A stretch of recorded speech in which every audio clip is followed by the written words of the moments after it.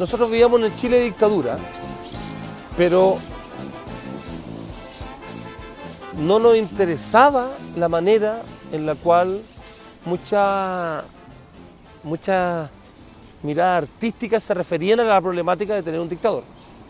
Siempre la gente nos buscaba, nos seguía, porque con nosotros se reía y escuchaba cosas que no se decían en ninguna parte.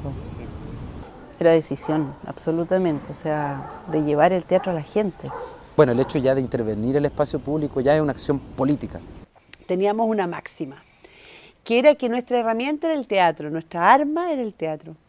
Y lo que nosotros queríamos producir en la calle era que ese espacio que estaba ubicado en la conciencia de los ciudadanos, de las personas, como un espacio cotidiano, más bien de cabeza gacha, de transitar rápido, a través del teatro nosotros lo transformábamos como una experiencia conjunta.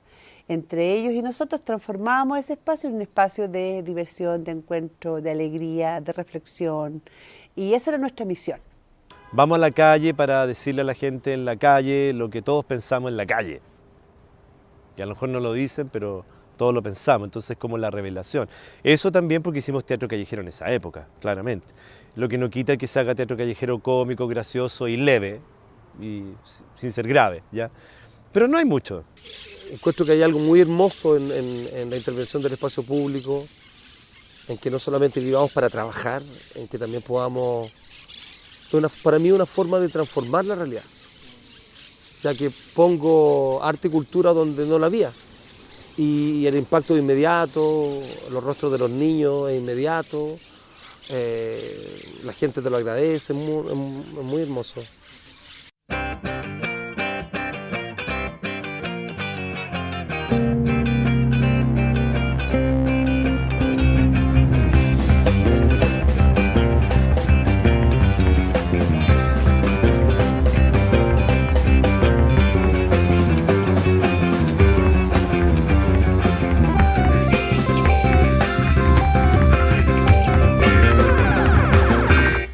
Bueno, los primeros 4 grupos que se crearon, digamos, de lo que yo tengo historia, y espero no equivocarme, y si alguien lo puede rebatir sería interesante, es el Teuco con el Andrés Pérez, el Teatro de Feria del Andrés Pavés, que se crea en Temuco, el Teatro de Calle, no me acuerdo cuál es el nombre concreto en este momento, de Juan Manuel Sánchez, que se hace acá en Santiago, yo hago una diferencia, desde el Andrés Pérez desde lo académico y el Juan Manuel desde lo popular. No por eso, digamos, son menores de calidad, sino que son 2 instancias que surgen, cada uno con su perspectiva y su postura, y el teatro urbano experimental en Concepción, digamos. Y esto estoy hablando de los 81, 82... Esas son las 4 compañías que surgen haciendo teatro callejero. Bueno, con el Pérez y el González partimos juntos, pero con los otros muchachos no nos conocíamos. Y es casi la misma época en que estamos trabajando. Y alguien por ahí dijo, si el público no va al teatro, vayamos nosotros al público, la calle. Hicimos el viaje de María, que era ahí los inicios del Teuco. Era como el primer montaje que iba a la calle y había una parte muy linda en que el Andrés se subía arriba de unas tablas y cruzaba y se paraba acá arriba sobre unos plásticos que colgaban, ¿no? Y él decía este sermón que da Jesús, precioso. Y era Navidad, era el 24 de diciembre y estuvimos presos, caímos todos presos. Y nos soltaron como a las 2:30, ponte tú. Tiene que ver con una situación bien concreta, estábamos terminando el año, Navidad, y fue revisar un poco este hecho histórico que tiene que ver con el nacimiento de este niñito que se supone es el Mesías. Y es esa historia que nosotros siempre hemos visto el teatro como también una manera de reflexionar sobre nuestro presente. Entonces, con esa historia nosotros también podíamos, por ejemplo, hablar y desnudar todo el tema que era de esta desconfianza que nosotros estábamos viviendo como país. Te estoy hablando del año 80, estábamos en plena dictadura militar, había mucha desconfianza, había mucho miedo, por lo tanto uno no le abría la puerta a cualquiera, y María lo que andaba buscando era precisamente que alguien la recibiera en su casa para ella poder dar a luz. Era muy especial. José y María eran unos pobladores, el José y la María, que iban en un burro, pero no tenían plata para burro, así que José hizo un burro de madera, con unas rueditas de carrito, ¿no? Y ahí iba la María. Y huyendo de algo. Nada muy específico, pero huían de algo. No sé, en la historia de José María huían de Herodes, ¿no? Había mandado a matar a los niños, en fin. Y huían y pasaban pidiendo ayuda. Y pasaban pidiéndole ayuda a representantes de la sociedad chilena en ese momento. Pobres, ricos, jóvenes, adultos, viejos, comerciantes, financistas, dueños de banco. Bueno, hay toda una relación a la contemporaneidad de ese momento que es lo que hace grande la obra de Andrés, es lo que hace importante la obra del Teuco. Volver a hacer teatro después del golpe militar, donde las calles eran lugares que no nos pertenecían. Había que tomarse la calle, sentir nuevamente que la calle era tuya, estar físicamente en la calle sin temor, y eso fue un proceso muy largo. El Andrés fue un gran gestor de esa idea de adueñarse de las calles, y lo vivió, lo puso en práctica a través del teatro callejero. Yo siempre durante los años de dictadura dije yo no quiero que él me encuentre viejo, entonces yo no luché contra él, yo luché a favor de valores que yo creo. Él era muy creativo, el Juan Manuel de nada creaba algo. Él era como el genio de la compañía. Él siempre estaba leyendo, siempre estaba pensando qué hacer, y nos reíamos de las situaciones cotidianas. ¡Maruja! ¿Pero dónde se metió esta rota? Digo yo, la hora que tú no apareces. ¡Maruja! Pero qué vergüenza más grande esta ordinaria. ¡Maruja! Pero mire la hora que tú no aparece. ¡Maruja! Pero mire la hora. Qué vergüenza más grande esta rota. ¿Y para dónde se fue este viejo? Yo no sé, ¿para qué me llama si no va a venir? Estoy acá, señor. Voy a seguir ordenando mejor ya que este viejo no viene. ¡Maruja! Estoy acá, señor, tanto que me grita, yo no sé, ¿para qué me manda bajo la si me va a estar llamando? Quédese callada. Subversiva. Un vaso de soda. Ya. Saca la guata. No la esconda. Me saque la guata. Esto es un orgullo en este país tener guata. Cualquier huevón no tiene guata hoy en día. No vamos a tener que poner de acuerdo. Claro. Ponernos la camiseta. Sí, al formar un equipo va a sacar al capitán. Claro. Permiso. Este roto está igual que los de derecha, hija la cagá y se va. Retírese.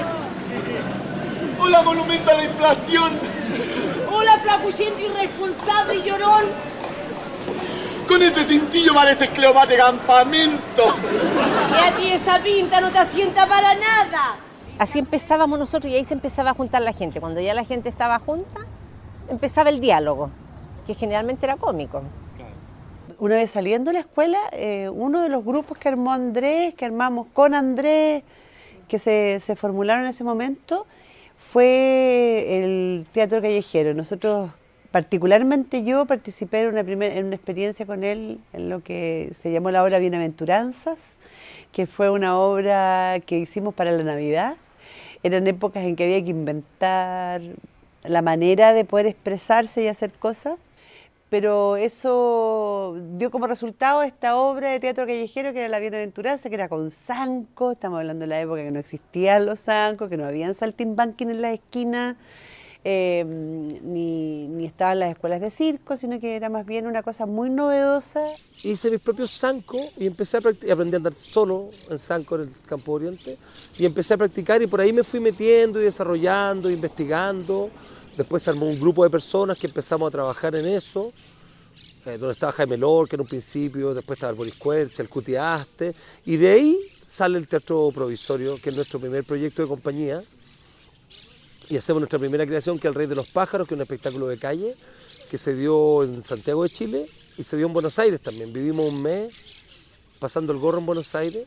El callejero o llega a mi vida o yo llego al callejero por allá por el año 1985-86, finales del 85, en un verano de haber ingresado a la escuela de teatro. Estaba en mi primer año, terminando finales de año, cuando se aparece por allí Rodrigo Marquet, y también estaba de compañero mío Arturo Rosell, con los que nos fuimos a vivir todos juntos, así apelotonados en una casita a los pies del Cerro San Cristóbal, en Constitución, y se nos ocurrió hacer teatro callejero. El año 85 me vine a Santiago y de aquí no creo en las coincidencias, creo que el universo te provee de ciertas condiciones y me integré, digamos, a la compañía que había hecho el Andrés, que era el Teuco, que estaba en manos de Juan Edmundo González en ese tiempo, y que posteriormente después él se separa y se va a Valparaíso a hacer unos trabajos, y yo quedo a cargo de este grupo, y si bien es cierto el Teuco que había aparecido o se había iniciado como callejero, se había vuelto a la sala, entonces yo insisto, digamos, en sacarlo de nuevo a la calle. Y hacíamos algo bien extraño, porque era bien surrealista, puesto que no podíamos ser tan literales en aquella época, la dictadura. O sea, ya de hecho montar la obra era algo peligroso. Y montamos Anestesia, que era un montaje que circulaba más bien en torno al hacerse el leso de todo lo que estaba pasando. Y este cuento habla de que los pájaros tienen que elegir un rey. Y piden a un rey, pero es un loro y todo el día habla y no hace nada y lo sacan.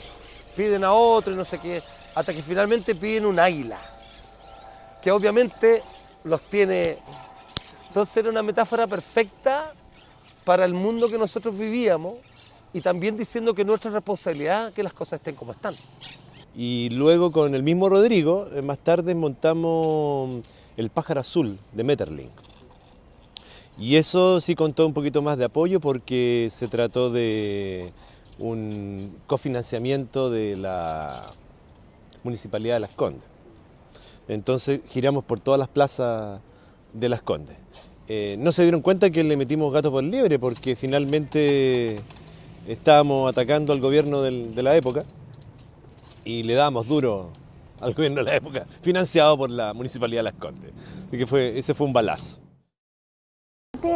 No vivía aquí en Santiago, había llegado unos meses antes y un día caminando por el Paseo Ahumada me encuentro cerca de la Plaza de Armas a un tipo, lo vi gigante con un abrigo negro, con una voz muy ronca, diciendo teatro, vamos a ver teatro, que lo caracterizó siempre. Pues de ahí empecé mi vida con Pavés y él hacía callejero, ya hacía teatro callejero, y me invitó a hacer lo típico que él hacía, que era la Marta y Mamerto y un día de desconcierto, que era un matrimonio que cambiaba los roles. Ella salía a trabajar, él se quedaba en la casa. El Andrés Pavés era de esos tipos que no tienen miedo a nada, que no tienen pudor, no tienen miedo a nada. Se paran en la calle, se suben a un banco, ya, vamos a hacer teatro. Y con una decisión, una pachorra, una convicción que era muy admirable. Era súper atrevido en términos de que él se atrevía a poder hacer lo que él sentía que era necesario hacer en los lugares más insólitos.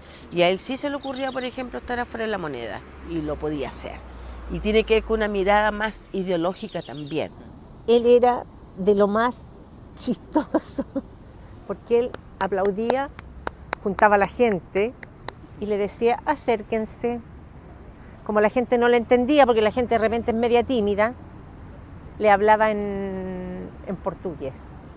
No le entendían en portugués, le hablaba en francés. Como no le entendía, no voy a actuar para hueones tontos, le decía, váyanse. Y la gente se quedaba ahí esperando. Bueno, siempre me dijo que yo fui su mejor partner, porque yo tenía claro que eso es lo que era para él, ¿me entiendes? Porque él era la estrella, la gente lo iba a ver. Se dedicó a hacerle teatro a la gente que no tiene plata para ir a una sala. Entonces, ese yo creo que fue su gran valor.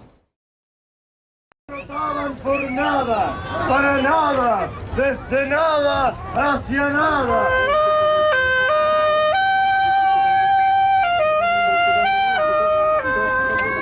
Libre como el ave que escapó de su prisión y puede al fin volar.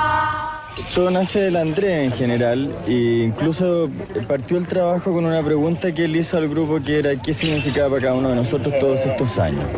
A raíz de la respuesta de eso, la respuesta tanto racional, digamos, como en imágenes, como en posibilidades teatrales, se fue creando el espectáculo que se armó como una creación colectiva. Los chingarrios que parlantrigan y especuzafian con el hambruna de los hambrípedos. Me llegó ellos cómo hacían las cosas, me gustó y ahora me voy a ir para allá a verlo porque quiero ver de principio.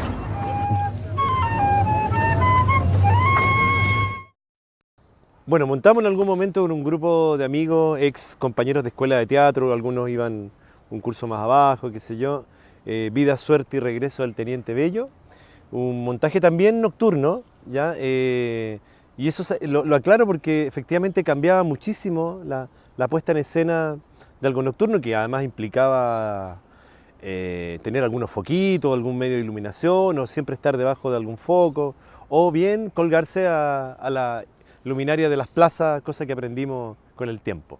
Les preguntaba a la gente, ¿ustedes conocen a Jean Genet? No, es una marca de blue jeans, hueones, no. Es un dramaturgo francés que hizo La Sirvienta, pero nosotros pescamos a la sirvienta y las destrozamos. Y hacíamos los sirvientes. Ahí hablábamos puras cosas contingentes que estaban pasando. Y así fuimos armando este Teuco que empecé a construir después otro trabajo que significó también después una ruptura. Sentí que ya no era lo que yo estaba esperando y formé la Sociedad Anónima. Eso fue alrededor del 87, 88 me imagino, y que conformó, digamos, a raíz de que creé una escuela que era completamente gratuita. Me llegaron unos panfletitos como de un llamado a unos talleres a la Sociedad Anónima. La ENATECA, la Escuela Nacional de Teatro Callejero, que pareció, usted me dijo que era demasiado pretencioso y soberbio. ¿Cómo yo pretendía colocar la Escuela Nacional? Yo dije, lo que sucede es que yo tengo las ganas de que todo esto que uno está aprendiendo y con otros más, porque habían otra gente que empezó a salir, podamos de alguna manera pues sistematizar, hacer una metodología de lo que significa el teatro callejero. Como yo siempre tenía la motivación de hacer teatro, fui como inmediatamente, creo, no lo pensé, y fui a los talleres que se impartían gratuitamente, y fui a tomar los talleres y me quedé trabajando ahí. Era bonito, era un proceso súper bonito, porque además éramos súper jóvenes, el Roberto Pablo con su experiencia, igual fue bien generoso en todo lo que él sabía.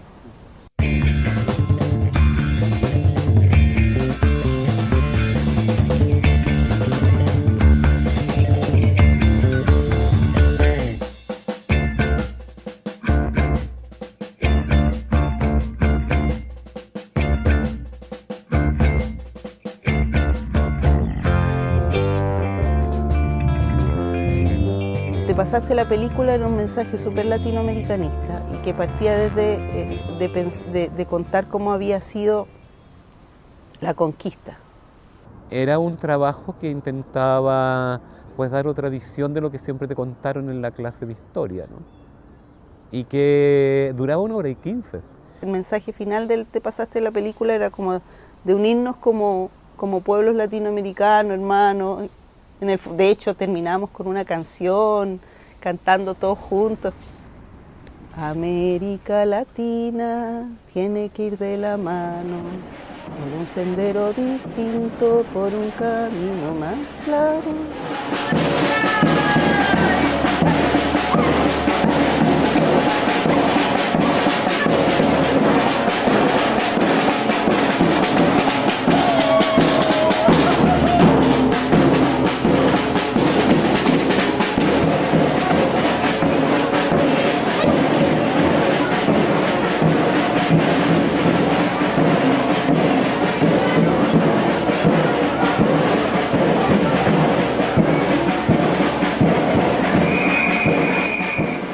cuando llegaba la Navidad íbamos a hacer pasacalles a La Vega para juntar comida.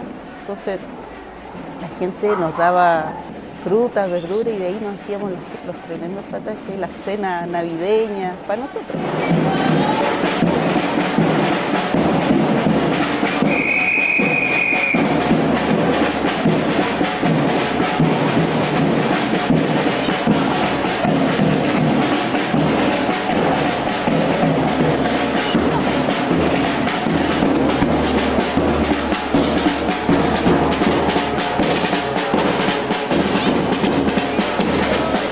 El Sino es un evento que él consiguió fondos y era un evento como entre dictadura y democracia, como un evento artístico donde él convocó mucha gente que codirigió. Yo codirigí Unos Ángeles, otra gente de teatro hizo otras cosas.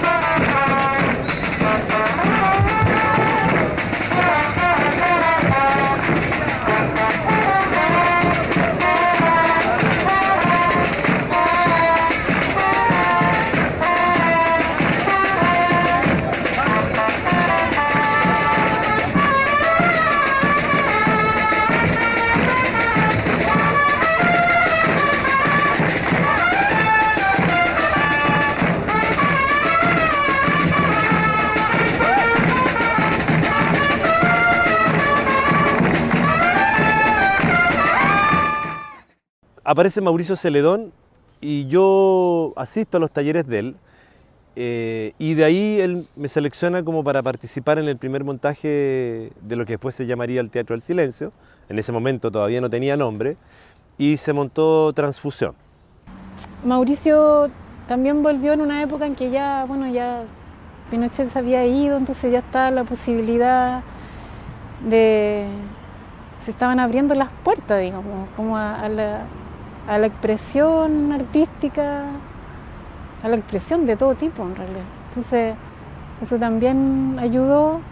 Andar tirando un carretón por las calles de Santiago para ir a hacer tu teatro y que ese carretón era realmente un carretón de La Vega, colocaba al actor y al obrero, al trabajador de La Vega como en un mismo nivel y como desde allí contando una historia, todo cobraba sentido, tenía sentido.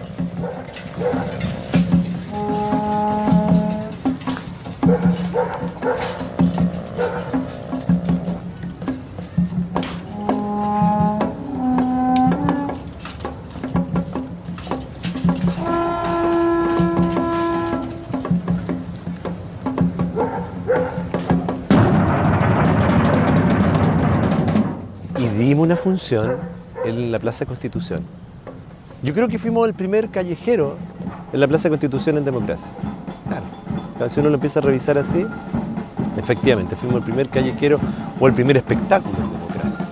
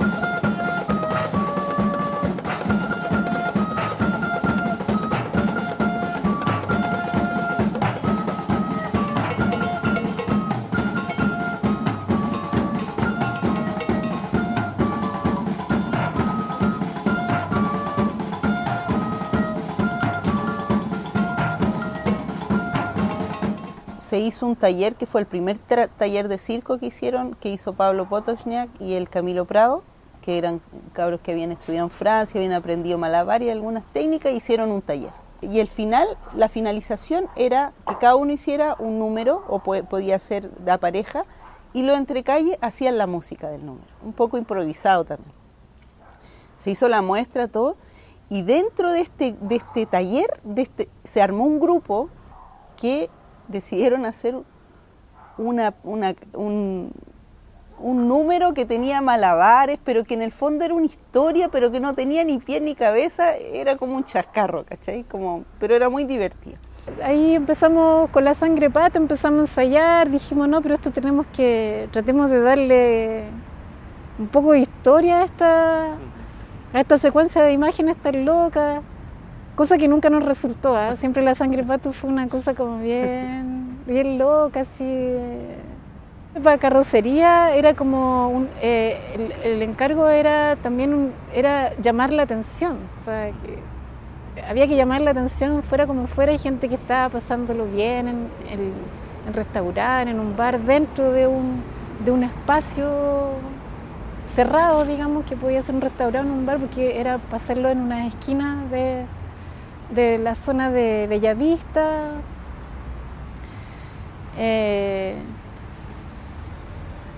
Entonces como que apelamos a la morbosidad de los seres humanos en el fondo. A mí me chocaba harto lo que hacíamos, a mí me chocaba, pero igual sentía que era interesante lo que estábamos haciendo. Entonces recuerdo como esa sensación, además que todo tenía que resultar súper preciso, exacto, porque era rápido, ¿no? Tenía que ser rápido y estábamos todos expectantes si iba a resultar o no iba a resultar, y sí resultó.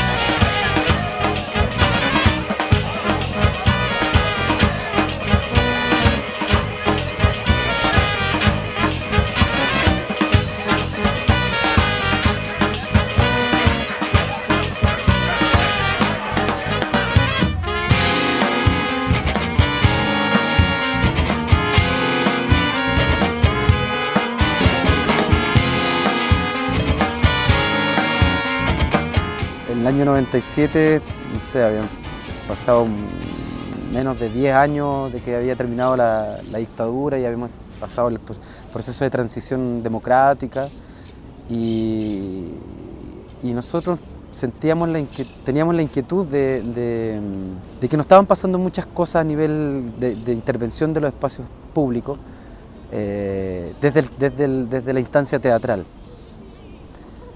Teniendo los referentes ya de Andrés Pérez, por ejemplo, de Mauricio Celedón, como esos referentes súper importantes, nosotros los tomamos como una inspiración también.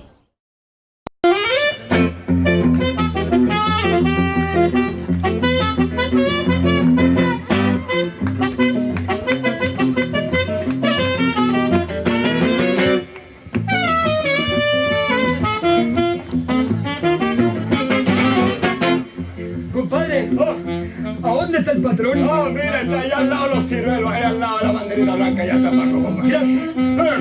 ¿Patrón? Ah, ¿todo bien por el trabajo? Sí, ¿cómo soy con la pala? Bueno.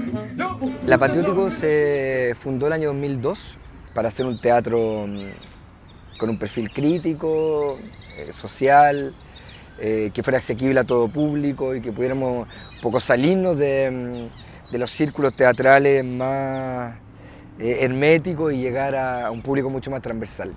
Una compañía de teatro que reúne a gente que viene de espacios de formación tradicional de teatro, pero que nos metemos en otro mundo, en otro lenguaje, en otra tradición.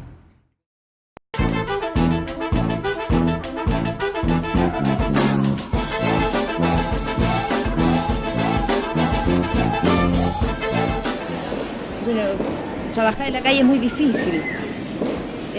La represión es media fuerte, entonces se requiere gran coraje estar en la calle. Pero hoy día anduvo todo bien, o sea, ¿no? Hoy día sí, gracias a Dios porque trabajamos tarde.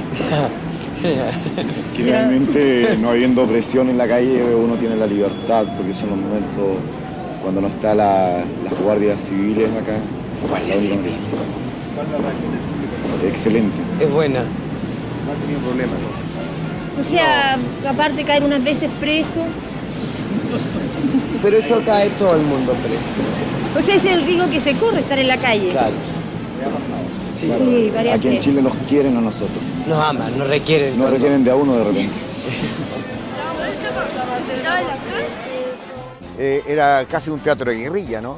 Que se caminaba por la calle y de repente se instalaba en una esquina y va la música y cantábamos y hacíamos un pequeño pasacalle y la gente nos seguía y llegaban al lugar, partía la obra, terminaba la obra, aplausos, pasar sombrero y entre medio de las pasadas de sombrero te encontrabas con un sargento.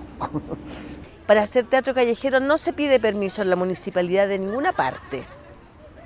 Lo digo porque a mí me cuesta más hacer teatro callejero hoy día que durante la dictadura, porque hoy día uno debe solicitar permiso y ya pidiendo permiso dejó de ser teatro callejero, empieza a ser teatro al aire libre, que es una variante y yo prefiero hacer teatro callejero. Bueno, nosotros siempre estábamos pendientes de que los carabineros andaban por ahí, pues a veces llegaban de civil y nos pillaban, pero generalmente no íbamos presos. Los tiempos eran súper fascistas, pues así como, estábamos como... Entonces, no teníamos permiso. Nos tiramos, no, íbamos. Y ahí mirando, y ya se fueron los pacos. Como que cachábamos un poco la rutina. Entonces siempre había como una micro y veíamos que se iba la micro y hacíamos nuestra función. Llegó un momento en que la gente, cuando llegaban los carabineros, que también estaban más alerta, ya sabían que había gente que andaba haciendo teatro callejero, llegaban antes quizás, y la gente se ponía muy cerquita uno al lado del otro y formaban una especie de cadena, como una murallita, que nos daba tiempo para terminar de guardar nuestras cosas y desaparecer. Nosotros nos preparábamos, nos subíamos a los zancos, preparábamos las cosas, íbamos armando este círculo y la gente se iba, en la medida que nosotros íbamos preparando, la gente se iba encontrando.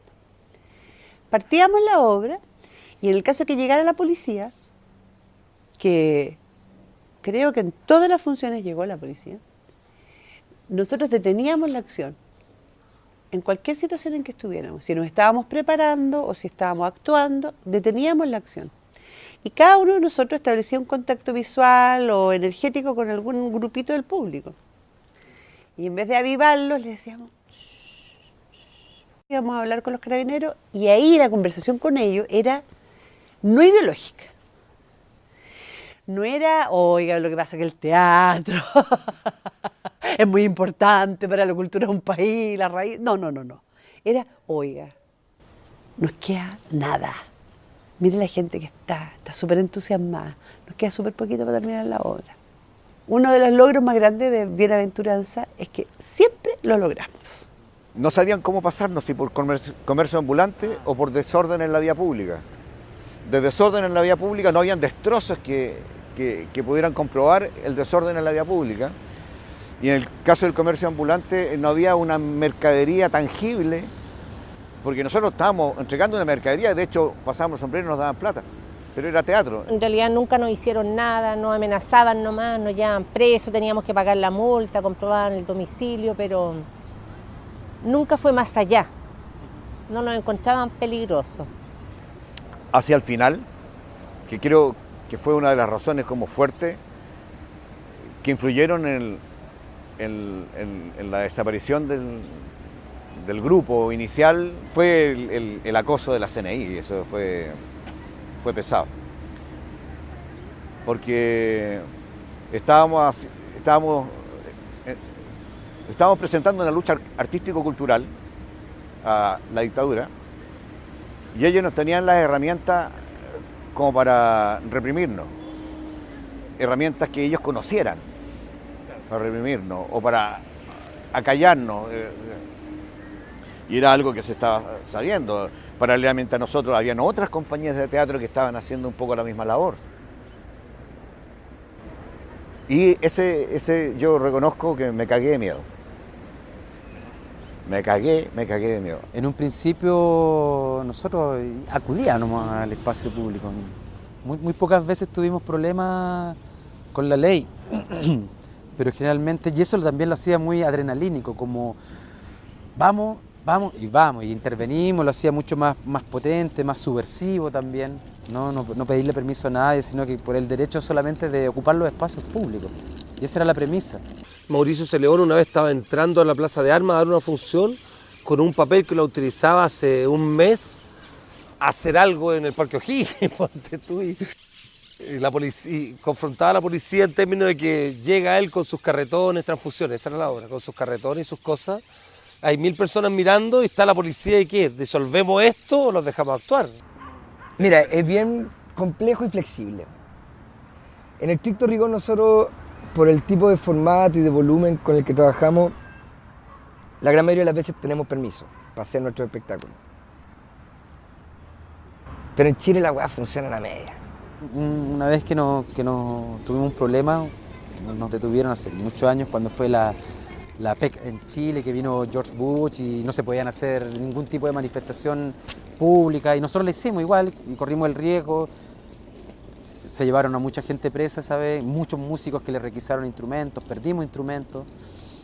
Entonces empezamos a acudir a los permisos, como una forma también de protegernos a nosotros, ¿no? Todos estos permisitos, ¿permiso a quién?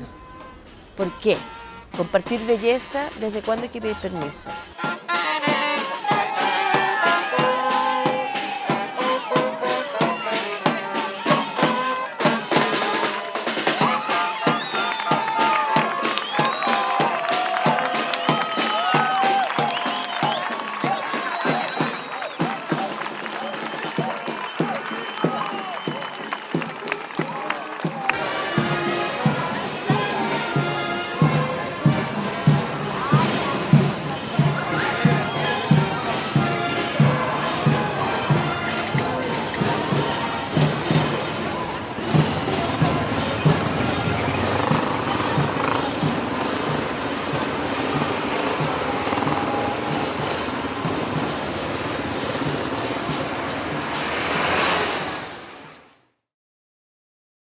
Ahora, si bien es cierto, tenía tenía un hilo conductor y tenía un desarrollo súper coherente, cada una de las escenas o cada una de las imágenes en sí misma también era un aporte estético, visual, emocional, etc. Y el otro eje tenía que ver con que la obra tenía que ser en alto, porque en el teatro callejero en la primera fila ve todo, en la primera ronda, pero ya la segunda ronda, si no es en alto, no ve nada. Y había un tercer punto que tenía que ver con el sonido, ¿no es cierto? Que al hacer teatro en la calle, tú no podías hacer diálogos realistas, ni diálogos ni siquiera expresionistas, sino que tenías que usar el lenguaje de la música, el lenguaje del cuerpo y la voz, pero en el entendido que eso también tenía que ser fragmentada, tenía que ser específica en un momento determinado, porque el público tenía que escuchar. O sea, el público tenía que escuchar, el público tenía que ver y el público tenía que llevarse algo, aunque fuera de paso. ¿Cómo capturar al espectador, no? Siempre hablábamos de que la primera imagen es la más importante, es la que debe capturar. Desde la presencia del actor, ¿no? De cómo el actor entra en el espacio en un estado extra cotidiano, y la música también.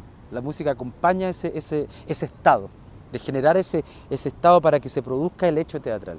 El lenguaje era un lenguaje común y corriente, no habían palabras rebuscadas, con palabras sencillas, cosa que la gente, y con situaciones que la gente se viera reflejada. El backstage era darse vuelta y darle la espalda a la gente, pero la gente miraba cómo tú te cambiabas tu vestuario y todo. Poníamos la máscara y pum, salíamos.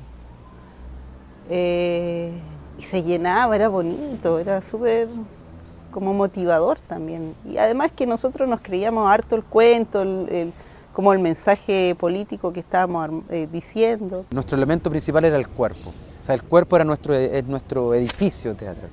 Y desde ahí lo planteamos y desde ahí lo empezamos a desarrollar. Y eso yo creo que le dio un sello, un carácter de alguna manera al trabajo que realizó Mendicante durante 15 años, un poco más.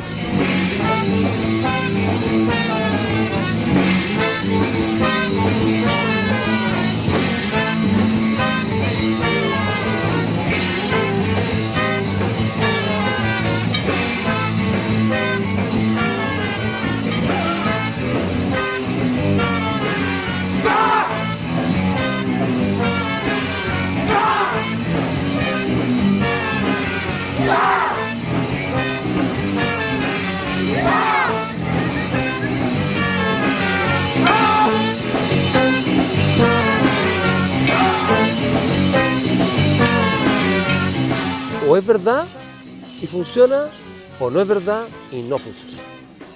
La gente no va a esperar porque pagó la entrada que termine y va a aplaudir por cortesía. ¿Se queda o se va? No ocupaba muchos recursos. Era un teatro, éramos actores pobres, pero harta imaginación tenía que ocupar telas, cosas, material. Reciclábamos en el fondo. Era un trabajo muy artesanal, muy manual. Todo era manual, sin plata además. Entonces todo era como ingeniárselo y ver cómo lo hacíamos.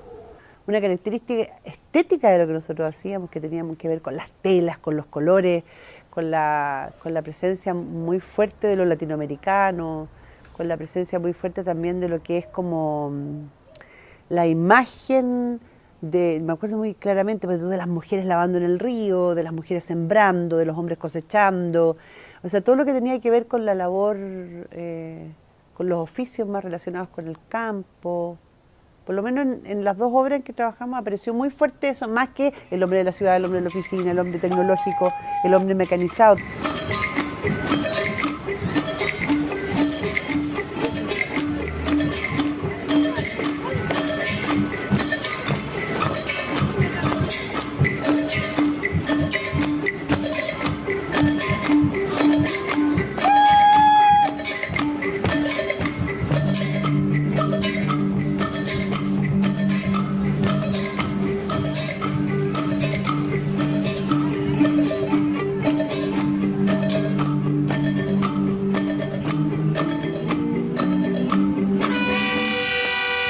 Y también nos metimos en otra área que también le dio un peso muy importante al trabajo de investigación de la compañía, que fue la fiesta popular, las fiestas religiosas.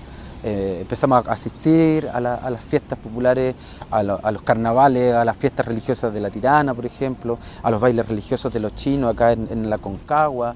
Entonces nos empezamos a nutrir también de otras fuentes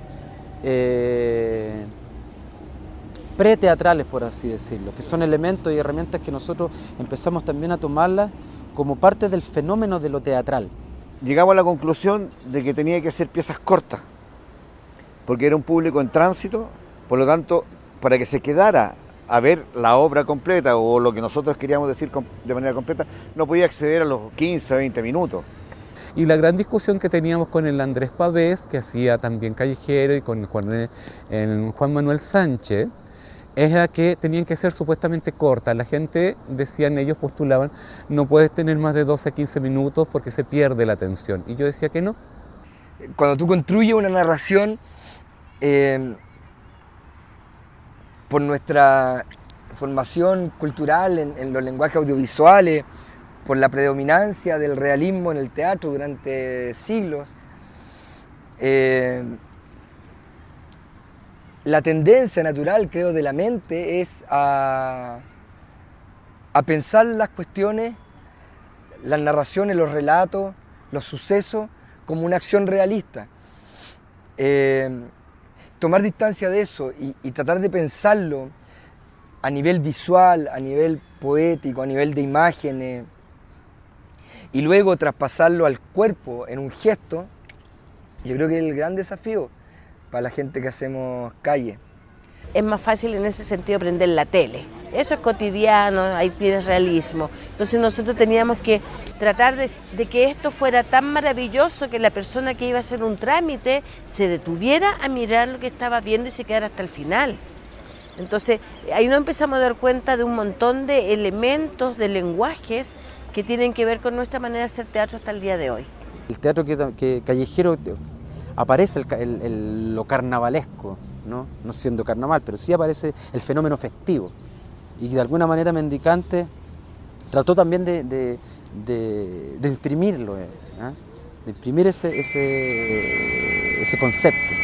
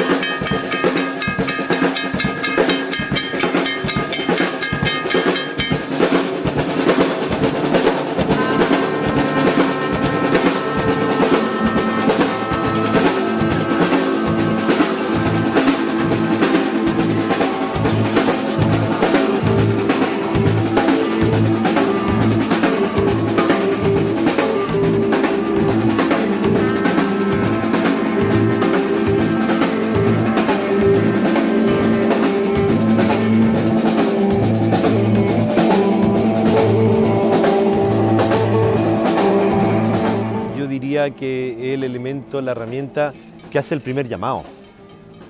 O sea, suena una caja, suena la trompeta y el oído es el primero que avisa algo va a pasar, ¿ya? Y luego hace todo el soporte, porque el teatro callejero no cuenta con toda la escenografía, la luz, todas las otras herramientas. Y yo diría que la música suple todo aquello. Pero también creo que la música en el teatro de calle cumple un rol bien especial, que es como empujar o propiciar la emoción tanto de los espectadores como de los propios actores.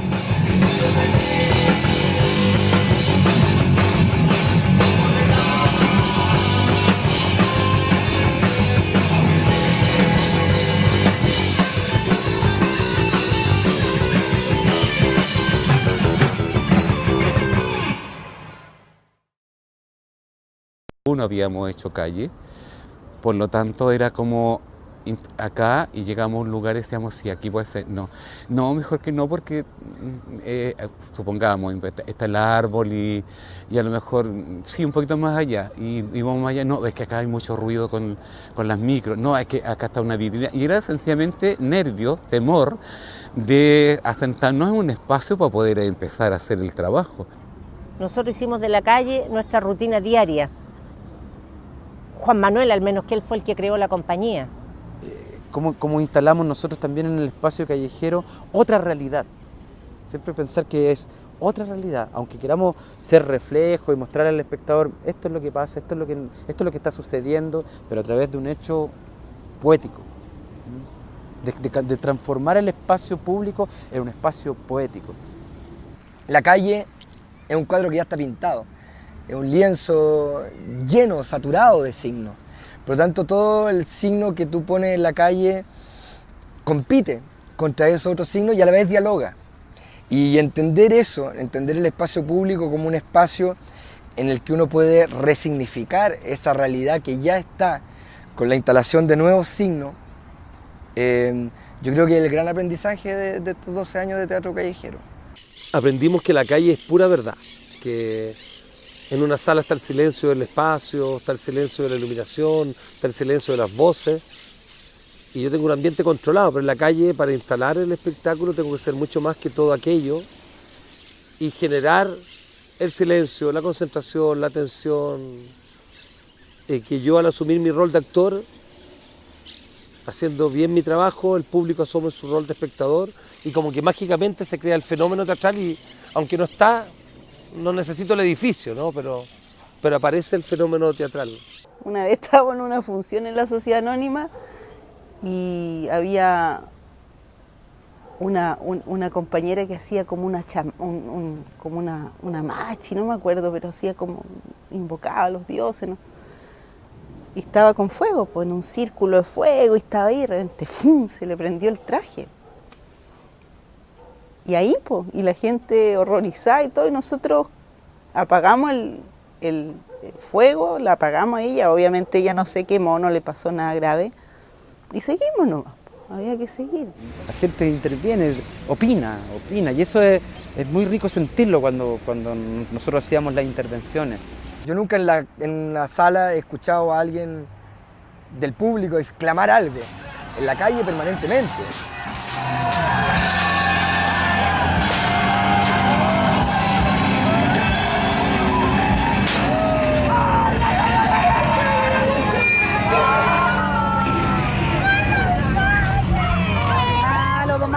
Malo. Oh, mataron.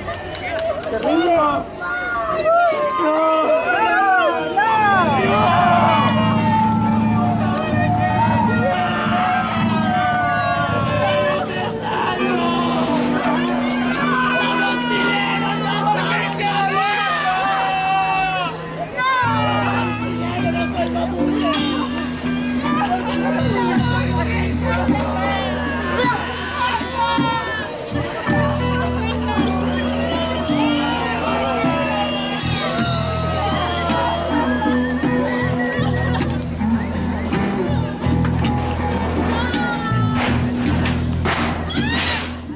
Y eso implica que hay cosas que en el escenario sí significan y en la calle no significan nada.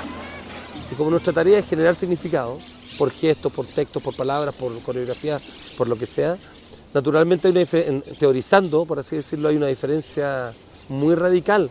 Porque en la calle tú tienes que detener a un público que va caminando, va en su cosa, en su mundo, trabajando, no sé, pues haciendo miles de cosas, y tú tienes que lograr que ese público se detenga, 10, 15 minutos, que era lo que nosotros duraban las funciones, eran funciones cortitas.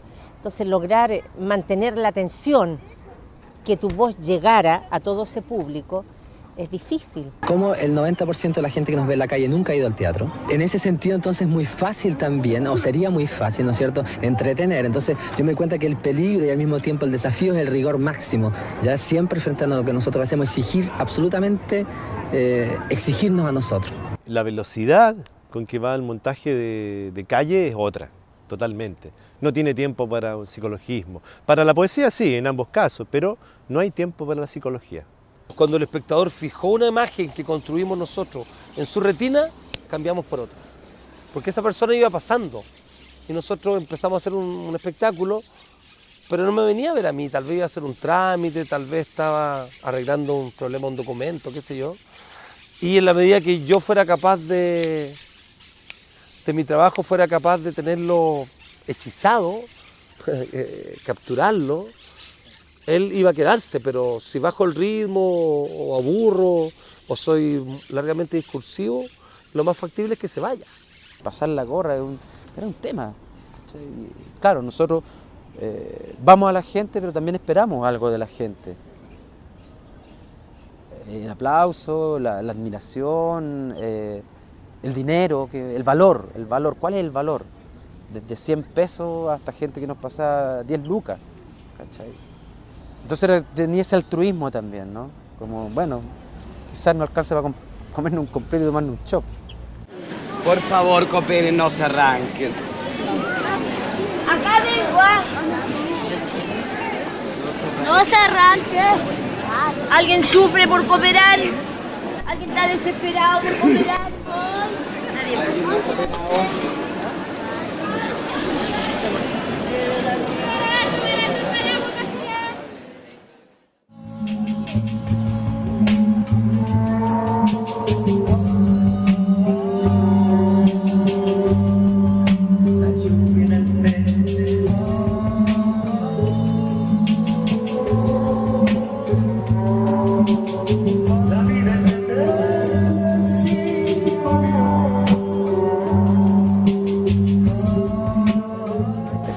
Porque está el público directo, no hay una cuarta pared, es otro misterio que se produce. Al desaparecer el espacio teatral de edificio, yo creo que el público se siente más libre en la calle. Se produce un doble efecto, por un lado un cierto goce festivo de utilizar el espacio público para algo más que sea el espacio de tránsito, el espacio de paso, el espacio del temor de la calle, ¿cierto? El espacio público se convierte en un espacio de encuentro, de comunión. Yo creo que la calle tiene otras capacidades, otras posibilidades, es distinta la luz natural, la luz del sol, que la luz de un foco. Es distinta la relación directa de mirar a los ojos a una persona en la calle que la cuarta pared, ¿cierto? Que es como que miráis algo abstracto y es como que hubiera una separación entre el espectador y el artista. El tremendo valor del callejero es que despierta en personas que a lo mejor no tienen ni la necesidad ni el hábito de ir a ver teatro, les despierta el imaginario. Se dan cuenta que lo que están haciendo esos chicos allá, esos hombres, esos viejos allá, ellos también pueden hacerlo y pueden mejorarlo. No recuerdo a nadie que nos haya insultado. Sí, mucha gente que se emocionaba, que nos agradecía. ¿Dónde van a estar, cabros? ¿Dónde van a estar para llevar a mis hijos? Decían por ahí.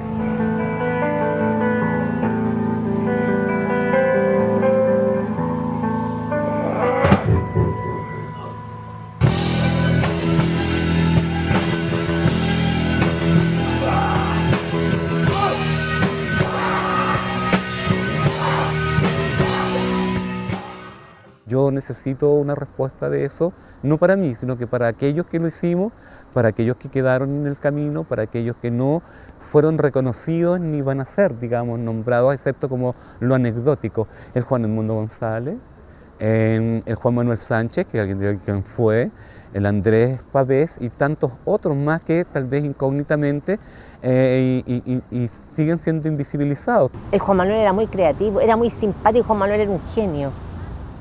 Juan Manuel hablaba y la gente se reía, levantaba una ceja y la gente se reía, la gente lo seguía.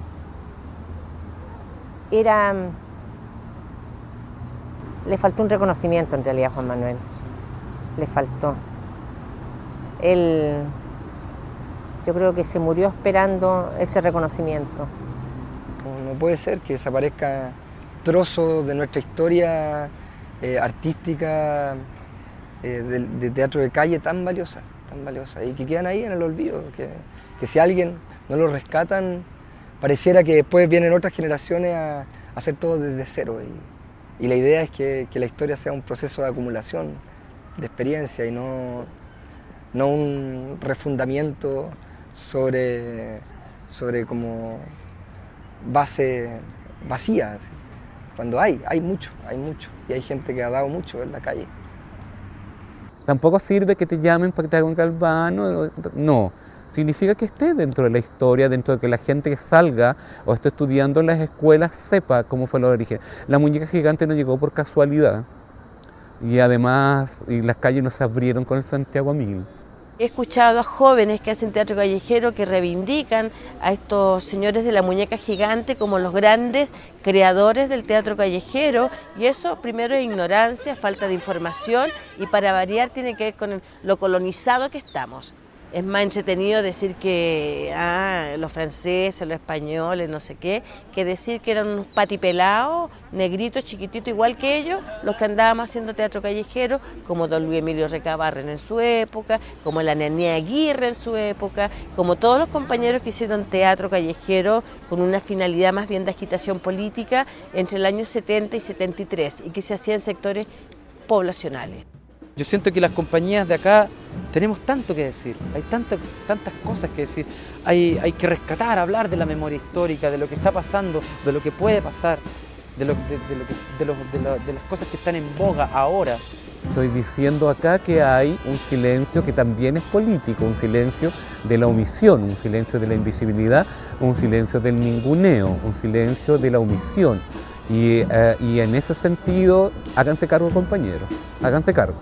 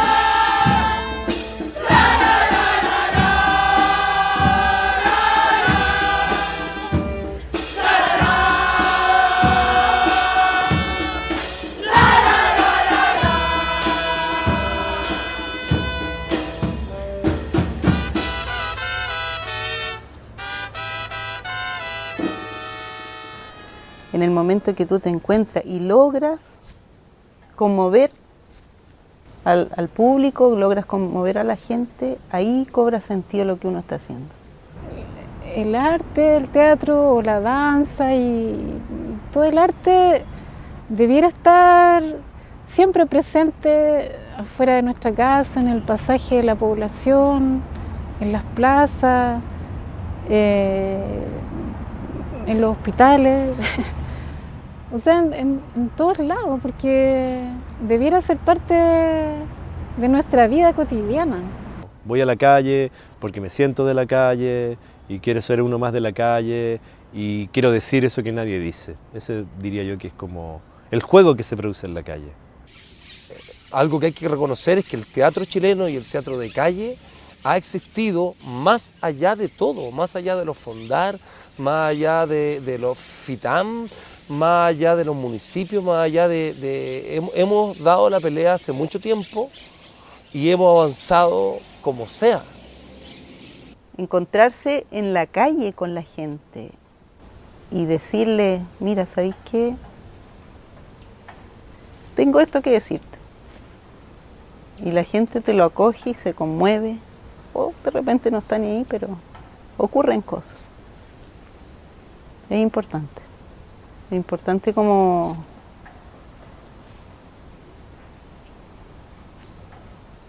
darle otro color a la vida.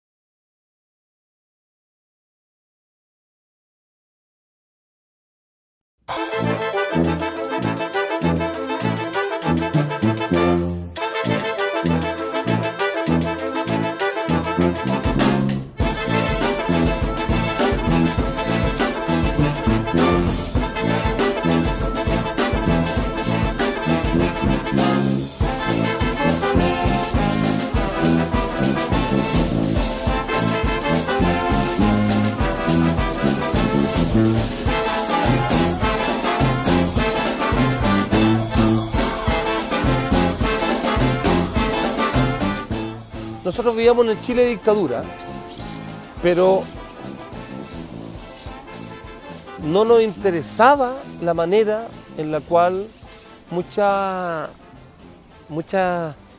miradas artísticas se referían a la problemática de tener un dictador. Siempre la gente nos buscaba, nos seguía, porque con nosotros se reía y escuchaba cosas que no se decían en ninguna parte.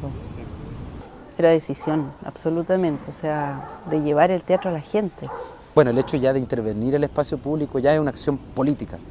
Teníamos una máxima, que era que nuestra herramienta era el teatro, nuestra arma era el teatro. Y lo que nosotros queríamos producir en la calle era que ese espacio que estaba ubicado en la conciencia de los ciudadanos, de las personas, como un espacio cotidiano, más bien de cabeza gacha, de transitar rápido, a través del teatro nosotros lo transformábamos como una experiencia conjunta. Entre ellos y nosotros transformábamos ese espacio en un espacio de diversión, de encuentro, de alegría, de reflexión. Y esa era nuestra misión. Vamos a la calle para decirle a la gente en la calle lo que todos pensamos en la calle. Que a lo mejor no lo dicen, pero todos lo pensamos, entonces es como la revelación. Eso también porque hicimos teatro callejero en esa época. Bajando. Y alguien por ahí dijo, si el público no va al teatro, vayamos nosotros al público. la calle. Hicimos el viaje de María, pues hicimos el viaje de María, que era ahí los inicios del Teuco. Era como el primer montaje que iba a la calle y había una parte muy linda en que el Andrés se subía arriba de unas tablas y cruzaba y se paraba acá arriba sobre unos plásticos que colgaban, ¿no? Y él decía este sermón que da Jesús, precioso. Y era Navidad, era el 24 de diciembre y estuvimos presos, caímos todos presos. Y nos soltaron como a las 2:30, ponte tú. Tiene que ver con una situación bien concreta, estábamos terminando el año, Navidad, y fue revisar un poco este hecho histórico que tiene que ver con el nacimiento de este niñito que se supone es el Mesías. Y es esa historia que nosotros siempre hemos visto el teatro como también una manera de reflexionar sobre nuestro presente. Entonces, con esa historia nosotros también podíamos, por ejemplo, hablar y desnudar todo el tema que era de esta desconfianza que nosotros estábamos viviendo como país. Te estoy hablando del año 80, estábamos en plena dictadura militar, había mucha desconfianza, había mucho miedo, por lo tanto uno no le abría la puerta a cualquiera, y María lo que andaba buscando era precisamente que alguien la recibiera en su casa para ella poder dar a luz. Era muy especial. José y María eran unos pobladores, el José y la María, que iban en un burro, pero no tenían plata para burro, así que José hizo un burro de madera, con unas rueditas de carrito, ¿no? Y ahí iba la María, y huyendo de algo, nada muy específico, pero huían de algo. No sé, en la historia de José y María huían de Herodes, ¿no? Había mandado a matar a los niños, en fin. Y huían y pasaban pidiendo ayuda, y pasaban pidiéndole ayuda a representantes de la sociedad chilena en ese momento. Pobres, ricos, jóvenes, adultos, viejos, comerciantes, financistas, dueños de banco. Bueno, hay toda una relación a la contemporaneidad de ese momento que es lo que hace grande la obra de Andrés, es lo que hace importante la obra del Teuco. Volver a hacer teatro después del golpe militar, donde las calles eran lugares que no nos pertenecían. Había que tomarse la calle, sentir nuevamente que la calle era tuya, estar físicamente en la calle sin temor, y eso fue un proceso muy largo. El Andrés fue un gran gestor de esa idea de adueñarse de las calles, y lo vivió, lo puso en práctica a través del teatro callejero. Yo siempre durante los años de dictadura dije, yo no quiero que él me encuentre viejo, entonces yo no luché contra él, yo luché a favor de valores que yo creo. Él era muy creativo, el Juan Manuel de nada creaba algo. Él era como el genio de la compañía. Él siempre estaba leyendo, siempre estaba pensando qué hacer, y nos reíamos de las situaciones cotidianas. Maruja, ¿pero dónde se metió esta rota? Digo yo, la hora que tú no apareces. Maruja, pero qué vergüenza más grande, extraordinaria. Maruja, pero mire la hora que tú no apareces. Maruja, pero mire la hora. Qué vergüenza más grande esta rota. ¿Y para dónde se fue este viejo? Yo no sé, ¿para qué me llama si no va a venir? Estoy acá, señor. Voy a seguir ordenando mejor ya que este viejo no viene. ¡Maruja! Estoy acá, señor, tanto que me grita, yo no sé, ¿para qué me manda para afuera si me va a estar llamando? Quédese callada. Subversiva. Un vaso de soda. Ya. Saca la guata. No la esconda. Pues saque la guata. Es todo un orgullo en este país tener guata. Cualquier huevón no tiene guata hoy en día. ¿No vamos a tener que poner de acuerdo? Claro. Ponernos la camiseta. Sí, al formar un equipo va a sacar al capitán. Claro.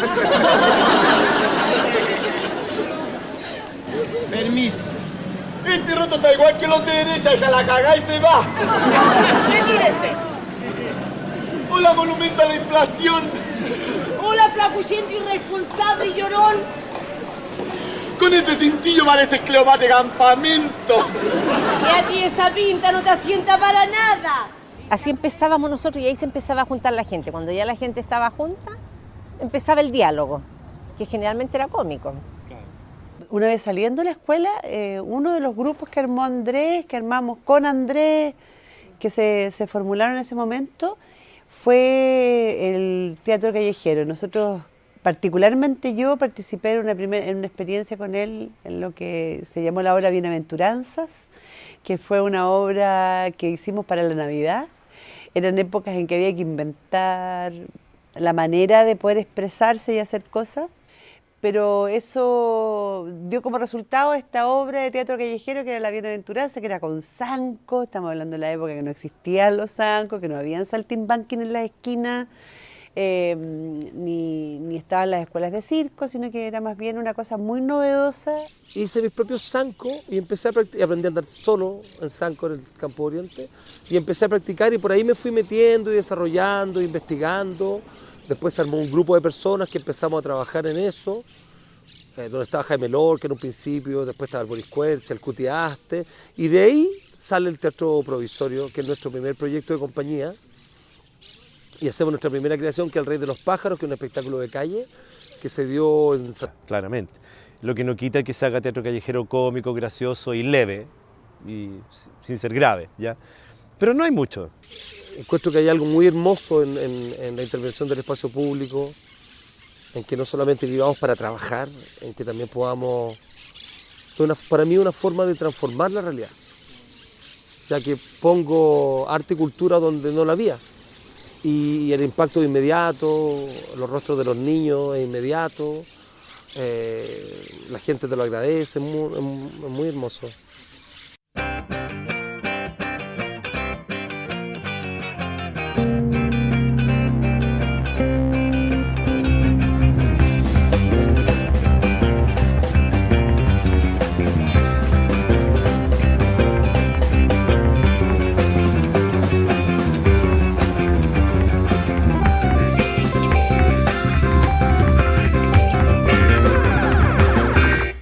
Bueno, los primeros 4 grupos que se crearon, digamos, de lo que yo tengo historia, y espero no equivocarme, y si alguien lo puede rebatir sería interesante, es el Teuco con el Andrés Pérez, el Teatro de Feria del Andrés Pavés, que se crea en Temuco, el Teatro de Calle, no me acuerdo cuál es el nombre concreto en este momento, de Juan Manuel Sánchez, que se hace acá en Santiago, desde...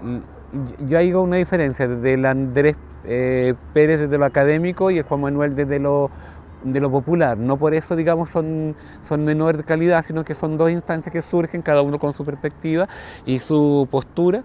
Y el teatro urbano experimental en Concepción, digamos. Y esto estoy hablando de los 81, 82... Esas son las 4 compañías que surgen haciendo teatro callejero. Bueno, con el Pérez y el González partimos juntos, pero con los otros muchachos no nos conocíamos.